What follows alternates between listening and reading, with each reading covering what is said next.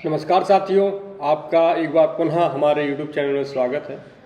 तो साथियों, हम लोग पहुंच गए हैं सारनाथ। अगर आप भी सारनाथ आना चाहते हैं तो सबसे पहले आपको वाराणसी पहुंचना होगा और वाराणसी से लगभग 13 किलोमीटर दूर ये स्थान स्थित है।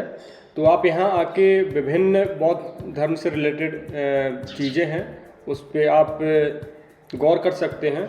तो आइए आज चर्चा करते हैं धार्मिक स्तूप की, जो कि गौतम बुद्ध भगवान से रिलेटेड है। तो सबसे पहले आपको अंदर जाने से पहले टिकट लेना पड़ेगा और टिकट आपको स्वयं जनरेट करना पड़ेगा with the help of your mobile phone.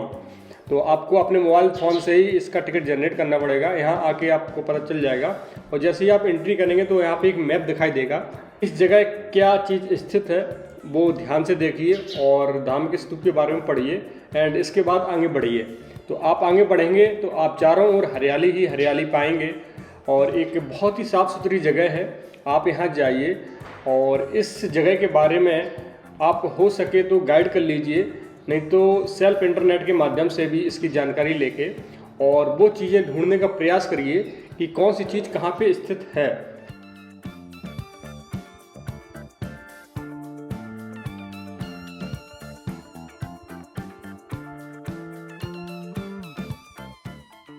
हम लोग धार्मिक स्तूप के जस्ट उत्तर दिशा में पहुंच चुके हैं और ये उत्तर दिशा से हम लोग इसका एक नज़ारा दिखाने का प्रयास कर रहे हैं। जो धार्मिक स्तूप है इसके जस्ट बगल में एक जैन मंदिर भी है। तो आइए एक नज़र डालते हैं धार्मिक स्तूप के ऊपर। एक क्लियर व्यू आपको दिखाई दे रहा है। नॉर्मली ये क्वेश्चन पूछा जाता है कॉम्पिटिटिव एग्जाम में कि धार्मिक स्तूप भारत में सबसे प्रमुख बौद्ध संरचनाओं में से एक है, यह उत्तर प्रदेश के किस जिले में स्थित है? तो इसका राइट आंसर है वाराणसी। सामने आप जो देख रहे हैं इस जगह का नाम है डियर पार्क, जो कि स्तूप के जस्ट साइड से ही बाउंड्री से टच ही है। तो मैं दिखाने का प्रयास करता हूँ।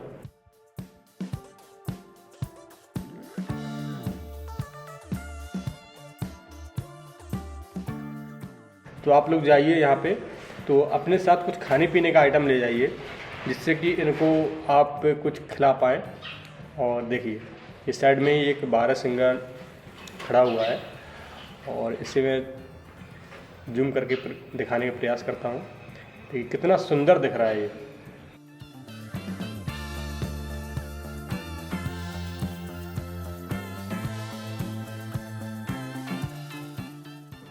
धार्मिक स्तूप के चारों ओर एक छोटा सा पार्क का रूप दिया गया है, जो कि बहुत ही हरा भरा और बहुत ही सुंदर साफ सुथरा है। तो यहाँ पे आप जिस किसी के साथ गए हैं तो यहाँ पे बैठ के इस चीज़ का आनंद ले सकते हैं, है ना। इवन आप एंजॉय कर सकते हैं, खेल सकते हैं। अगर बच्चे भी साथ में हैं तब तो और अच्छा है ना। यहाँ पे फोटोग्राफी एंड वीडियोग्राफी कर सकते हैं। धार्मिक स्तूप को लोग धामेखा और धामेख के नाम से जानते हैं, जिसका अनुवाद धर्म के शासन के स्तूप के रूप में किया जा सकता है। धार्मिक स्तूप का निर्माण 500 ईस्वी में हुआ था। धार्मिक स्तूप उस स्थान को चिन्हित करता है जहां बुद्ध ने अपने पहले 5 शिष्यों को पहला उपदेश दिया था। स्तूप की दीवार मनुष्यों और पक्षियों के अति सुंदर नक्काशी के साथ साथ ब्राह्मी लिपि में शिलालेख से ढकी हुई है। यह धार्मिक स्तूप सारनाथ की सबसे विशाल संरचना है। अपने वर्तमान आकार में स्तूप ईंटों और पत्थरों का ठोस सिलेंडर है, जिसकी ऊंचाई 43.6 मीटर एंड व्यास 28 मीटर है। जैसे ही आप आगे बढ़ेंगे तो आप देखेंगे विभिन्न प्रकार के खंडर यहाँ पे अभी मौजूद हैं। तो पहले कभी यहाँ बिल्डिंग हुआ करती थी।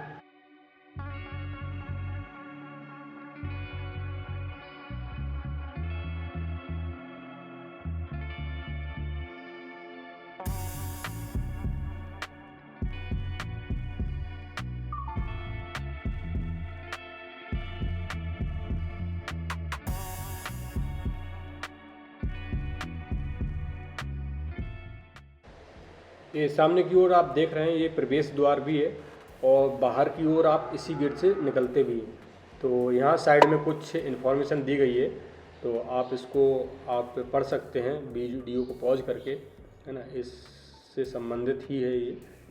तो अब हम लोग आगे बढ़े और साइड में एक श्रीलंकाई मंदिर है, वहाँ पहुँच गए हैं। तो चलिए एक देखते हैं व्यू। सामने से आप देखेंगे तो इस तरह का ये मंदिर दिखाई देगा एंड आसपास बहुत ही अच्छा एक पार्क टाइप का बनाया गया है।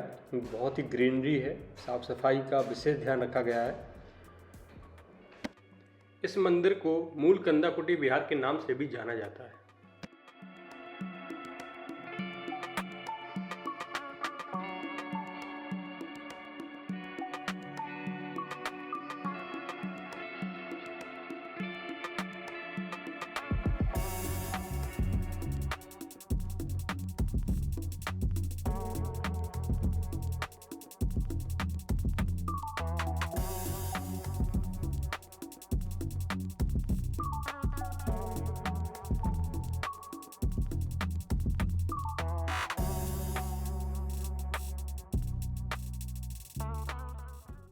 हम लोग मंदिर का एक राउंड लेते हैं और इसके बाद दिखाने का प्रयास करते हैं, अंदर चल के देखेंगे।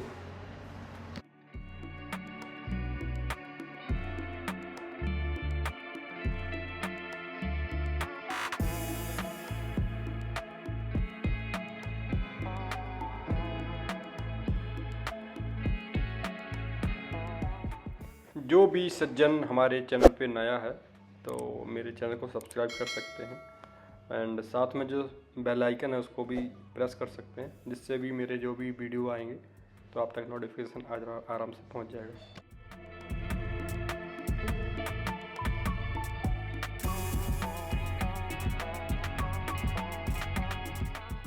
हम लोग मंदिर के अंदर प्रवेश कर रहे हैं और सामने की ओर हमें गौतम बुद्ध भगवान की प्रतिमा दिखाई दे रही है, जो कि गोल्डन कलर में है और काफ़ी अच्छा मंदिर है। ये भी अंडर कंस्ट्रक्शन है अभी फ़िलहाल, बट आफ्टर सम टाइम बहुत ही अच्छा बन जाएगा। ये अभी भी काफ़ी अच्छा है, दर्शन करिए आप लोग। इस मंदिर का निर्माण सन 1931 में श्रीलंकाई महाबोधि सोसाइटी द्वारा सारनाथ में किया गया था। ऐसा कहा जाता है कि यह वह स्थान है जहां भगवान बुद्ध ने अपना पहला वर्षा ऋतु बिताया था।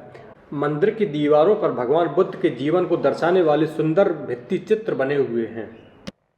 आप जो सामने देख रहे हैं बहुत विशाल घंटा, जो कि कई धातुओं से मिलकर बना हुआ है, जिसकी हाइट 5 फीट एंड इसका जो व्यास वो 2.5 फीट है। तो आप इसके ऊपर जो नक्काशी देख रहे हैं ये बौद्धिक मंत्रों की नक्काशी की गई है और इसका वजन लगभग 2000 किलोग्राम है। तो जब ये बजाया जाता है तो लगभग 4 किलोमीटर दूर तक इसकी मधुर ध्वनि सुनाई देती है। इस घंटे की ध्वनि को बुद्ध पूर्णिमा के दिन और भी कुछ खास पर्व हैं उस दिन सुनाया जाता है। उम्मीद है आपको ये नॉलेज बहुत ही अच्छी लगी होगी। जब आप आगे बढ़ेंगे तो साइड में ही आपको प्रेयर व्हील्स दिखाई देंगे, तो इसके माध्यम से प्रेयर की जाती है, जो कि तिब्बतन पद्धति है। तिब्बती बौद्ध परंपरा के अनुसार इस तरह के चक्र को घुमाने से उतना ही पुण्य प्रभाव होगा जितना मौखिक रूप से प्रार्थना करने से होता है। तो लोग यहाँ पे आके व्हील्स घुमाते हैं और पुण्य की प्राप्ति करते हैं।